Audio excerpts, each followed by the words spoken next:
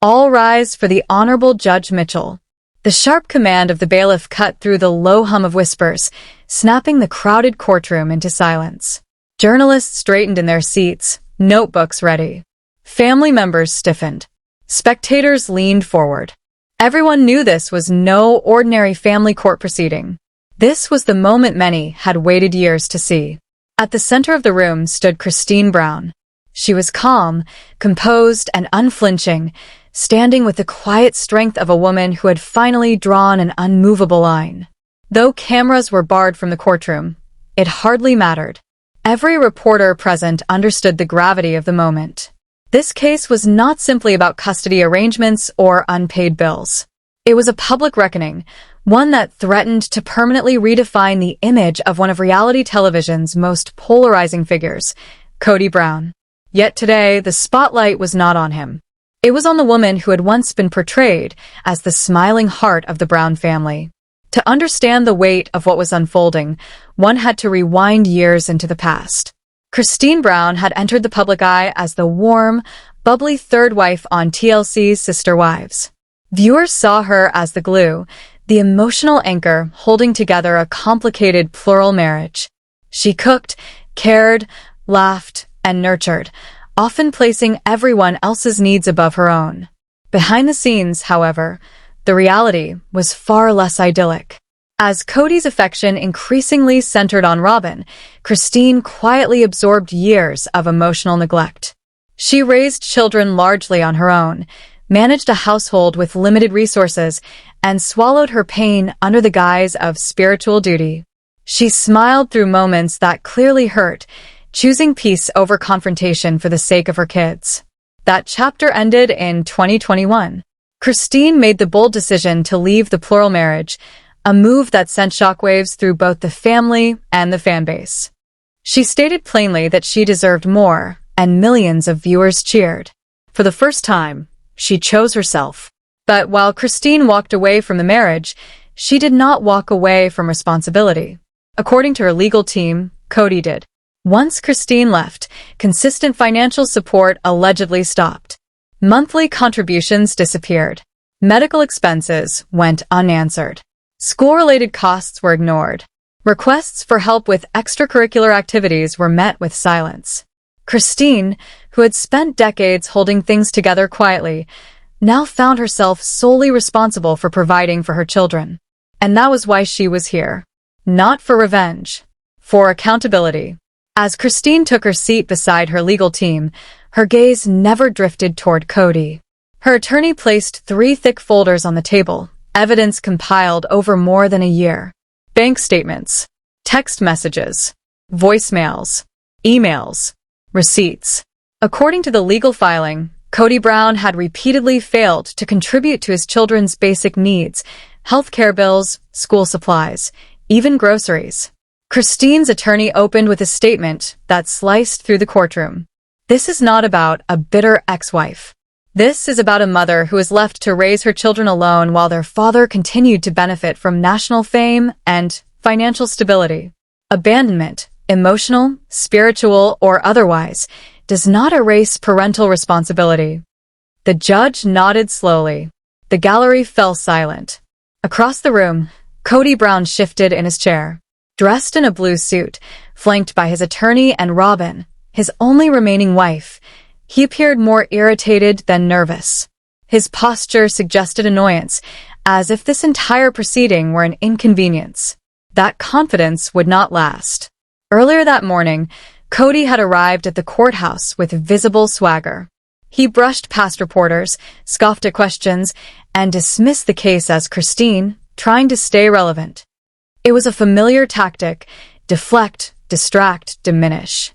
But inside the courtroom, celebrity carried no weight. Kody's team never once mentioned the television show. Instead, they focused entirely on numbers. Unpaid support totaling tens of thousands of dollars. Ignored messages about medical care. One exchange, in particular, drew an audible reaction. Kody had texted Kody in early 2022 asking for help covering their daughter's surgery. The message was read. The reply came back with just 2 words: "Not my problem." A gasp rippled through the courtroom as the screenshot was displayed. The judge looked directly at Kody. "Is this your response?" Kody leaned toward the microphone. "It's taken out of context." The explanation fell flat. Christine's legal team then exposed the growing divide between Kody's public image and his private actions. While he had portrayed himself for years as a devoted father to 18 children, evidence suggested a very different reality. Financial records indicated that the majority of shared family income had been funneled into Robin's household. Private school tuition, expensive purchases, a new SUV, family trips limited to one wife and her children. Meanwhile, Christine's kids attended public school, wore hand-me-downs, and relied on modest income from MLM work and cameo appearances. Christine's testimony cut straight to the heart of the matter. "He used the idea of spiritual marriage to escape legal responsibility," she said calmly. "But my children are not spiritual concepts. They are real. They eat real food. They go to real schools. And they have real needs." Even the judge paused before proceeding. Throughout the session, Kody remained largely silent, arms crossed, jaw tight. His attorney attempted to frame the issue as a complicated family disagreement, but the judge appeared unmoved. At one point, she leaned forward. "Mr. Brown, with your income from television and related ventures, would you say you are financially stable?" "Yes," Kody replied. "Then why have you not consistently supported your minor children since 2021? Silence. Christine never raised her voice. She didn't need to. Her composure spoke volumes. As the first day concluded, the judge ordered both sides to return prepared for testimony from financial experts and family witnesses. Christine's attorney smiled. Kody's team looked strained. Outside, Christine exited quietly. One of her daughters wrapped her in a hug. "You were so brave, Mom," she whispered. Christine offered reporters only one sentence. "This is for my kids." Inside the courthouse, Kody remained behind, face flushed, fists clenched. He had underestimated her. Day 2 arrived heavy with anticipation. Christine entered wearing a navy blue dress, simple and resolute, carrying a thick leather binder. Kody followed minutes later, his earlier bravado gone. He looked tired, cornered. Christine's attorney introduced new exhibits, screenshots of unanswered messages, unpaid school invoices, PayPal transfers showing money sent to Robin on days Christine asked for help. "This is not about inability," her lawyer said. "This is intentional neglect." Christine spoke quietly. "He made me feel like asking for help was a burden. But I wasn't asking for me." The first witness was one of their adult daughters. "He stopped checking in," she testified. "I watched him take Robin's kids on trips while we felt invisible." The courtroom reacted audibly when she revealed he told her, "That's your mom's responsibility now." Financial analysts followed, presenting charts that mapped Kody's spending. Thousands on discretionary expenses. Zero toward Christine's household during key months. A child psychologist's report detailed emotional harm suffered by Christine's youngest child, feelings of abandonment, anxiety, academic decline. By recess, momentum had fully shifted. Christine was no longer seen as a bitter ex-wife. She was seen as a protector. Day 3 brought the breaking point. As Christine's team submitted evidence of unreported income, Kody suddenly slammed his hand on the table. He stood without permission, voice rising, accusing the court of a witch hunt. The judge warned him to sit. He didn't. He paced, shouting about sacrifice, betrayal, and being painted as a villain. Christine remained seated, unshaken. Finally, the judge raised her voice. "Mr. Brown, this court will not be used as your stage." The room fell silent. In that silence, the truth settled heavily. This was no longer about television. It was about responsibility. And judgment was coming. All rise. The courtroom snapped to attention as the bailiff's voice rang out, sharp and commanding. "All rise for the Honorable Judge Mitchell." Judge Mitchell entered with measured steps, her expression unreadable as she took her seat and surveyed the room. The gallery was packed wall to wall, journalists clutching notepads, spectators craning their necks, supporters on both sides holding their breath.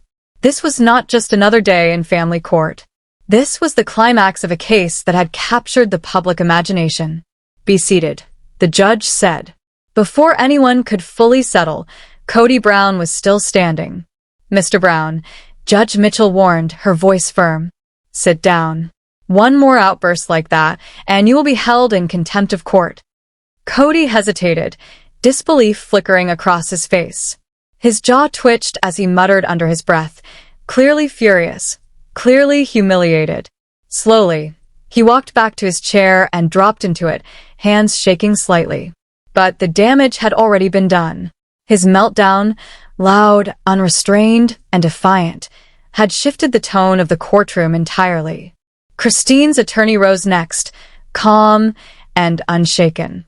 Her posture was straight, her voice precise. "Your Honor," she said evenly, "this is not a witch hunt. This is a mother holding a father accountable." She gestured toward the screen behind her as a timeline appeared. Mr. Brown's outburst today reflects the exact pattern we have documented for the past 3 years: emotional volatility, denial of responsibility, and persistent blame shifting. The timeline moved forward month by month. Christine's public separation. Kody's increased time with Robin. Media interviews where he claimed Christine chose this path. Vacation expenditures with Robin's children. And alongside each of those milestones, glaring gaps in child support payments. "This case," the attorney continued, her voice sharpening, "is not about hurt feelings. It is about legal obligation, financial equity, and the emotional well-being of minor children." Kody shifted in his seat, clearly itching to respond. When granted a court-approved statement, he tried to regain control of the narrative. He described himself as misunderstood, overwhelmed, a man carrying the impossible burden of plural marriage, public scrutiny, and reality television. "No man in America has done what I've done," he declared. "4 marriages, 18 children, cameras in my face. There's no manual for this." Judge Mitchell did not flinch. "Mr. Brown," she replied coolly, "none of that negates your responsibility as a father. You chose this lifestyle. This court is not concerned with television ratings or public image. We are concerned with whether your children were provided for." The words landed hard. For a man accustomed to controlling the story through editing and confessionals, the loss of narrative control was devastating. Christine's legal team then introduced new evidence, voicemail recordings left by Kody after the separation. The first played softly but clearly. "I'm done supporting a woman who betrayed the family. Figure it out yourself. You wanted this." The next voicemail followed. "I'm not paying for kids who don't even respect me." The courtroom went dead silent.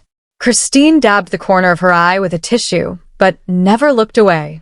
One of her children in the gallery lowered their head, shame and pain etched across their face. This was no longer just about money. It was about emotional manipulation.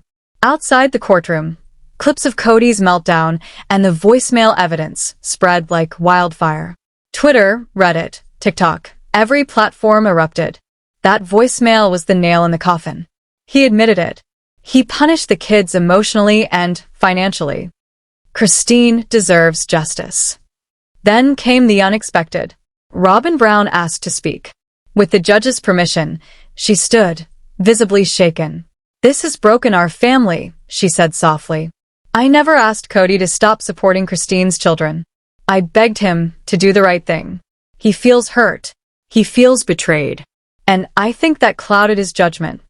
Christine looked at Robin, not with anger, but with quiet sadness. Robin's statement, though heartfelt, only confirmed what the evidence already showed. Kody didn't lack money. He lacked empathy. Before adjourning, Judge Mitchell addressed both parties. "Parental obligation is not a negotiation," she said firmly. "It is not a favor. It is not subject to emotion. Mr. Brown, the court will consider not only the evidence, but your conduct during these proceedings." She turned to Christine. "Mrs. Brown, thank you for maintaining your professionalism. Your evidence has been duly entered." Court adjourned. Christine exited to applause. Kody stayed behind, whispering urgently with his attorney. This was no longer the unraveling of a marriage. It was the collapse of a public image. When court resumed days later, the tension was unbearable.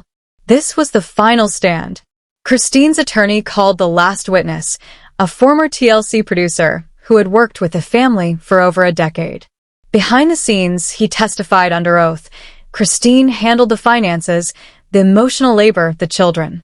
Kody was largely absent, especially after moving in full-time with Robin. And this continued after the separation? The judge asked. Yes, Your Honor.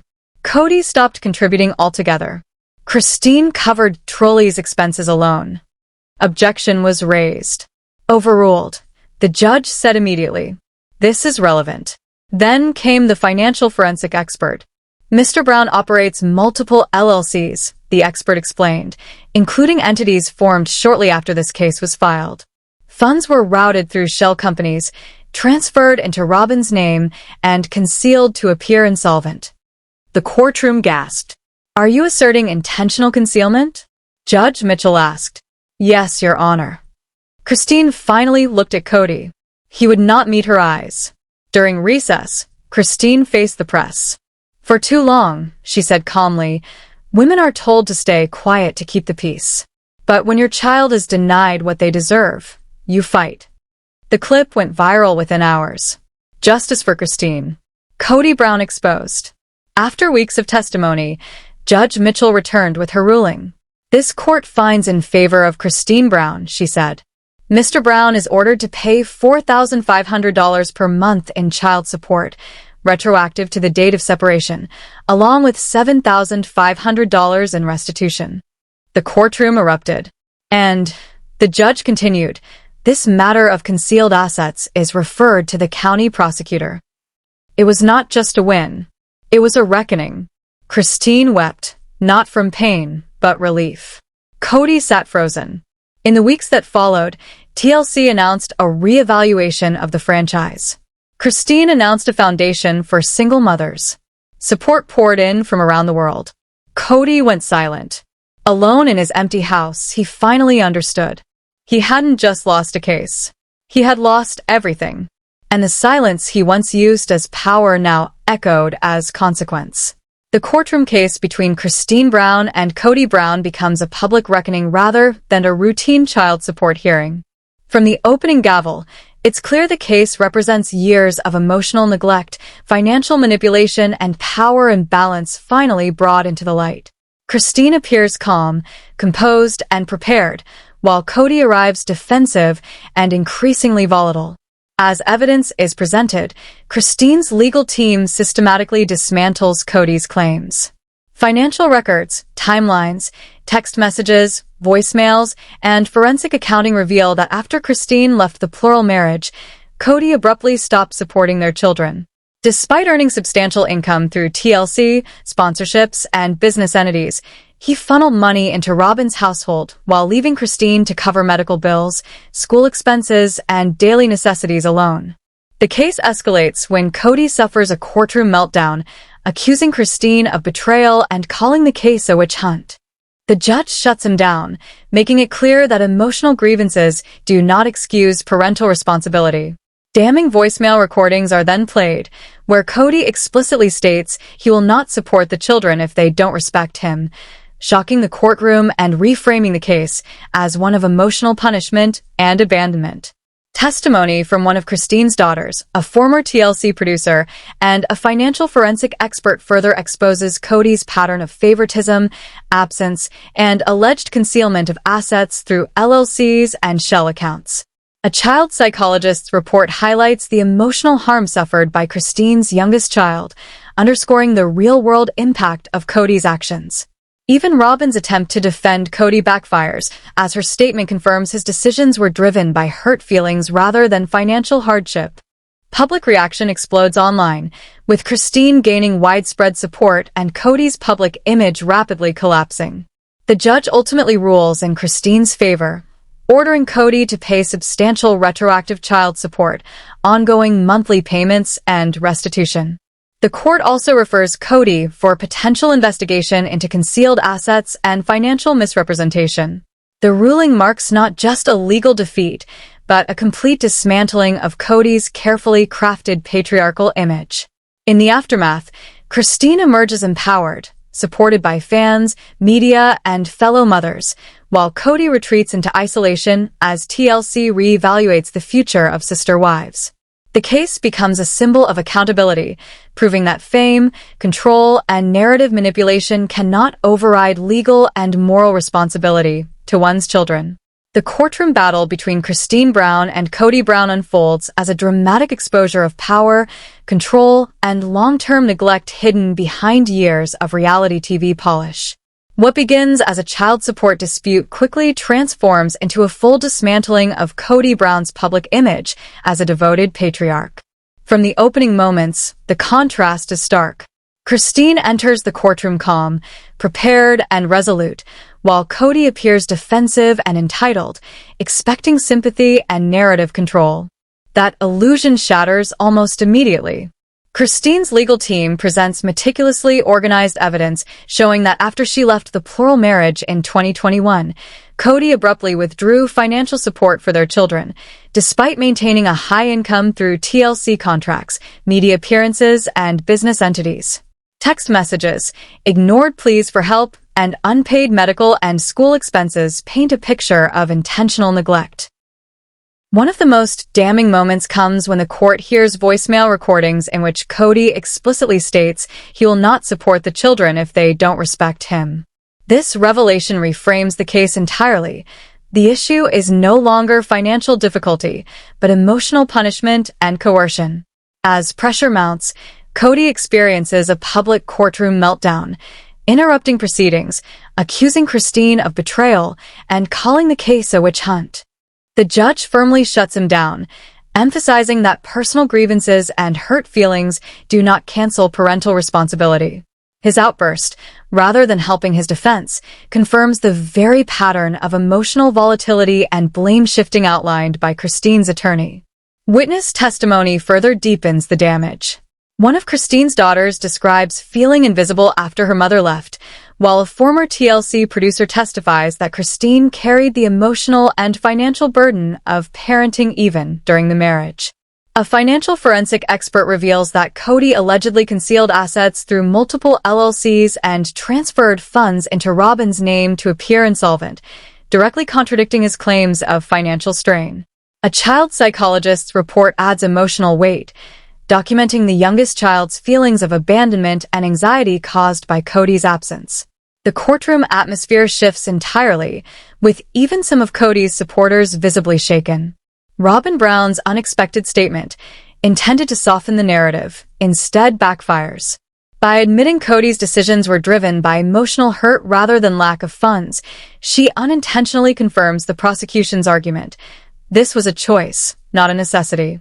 The judge ultimately rules decisively in Christine's favor, ordering substantial retroactive and ongoing child support, restitution for unpaid expenses, and referring Kody for possible investigation into financial misconduct. The ruling represents not just a legal loss, but the collapse of Kody's authority, credibility, and carefully managed public persona. In the aftermath, Christine emerges empowered, supported by fans, media, and women who see their own experiences reflected in her story. She transitions from reality TV figure to symbol of accountability and resilience, launching advocacy efforts for single mothers navigating family court. Kody, meanwhile, retreats from public view as TLC reevaluates the future of sister wives, signaling the end of an era. Ultimately, the case becomes a cautionary tale about power, ego, and accountability, proving that fame cannot shield someone from the consequences of abandoning responsibility, especially when children are involved.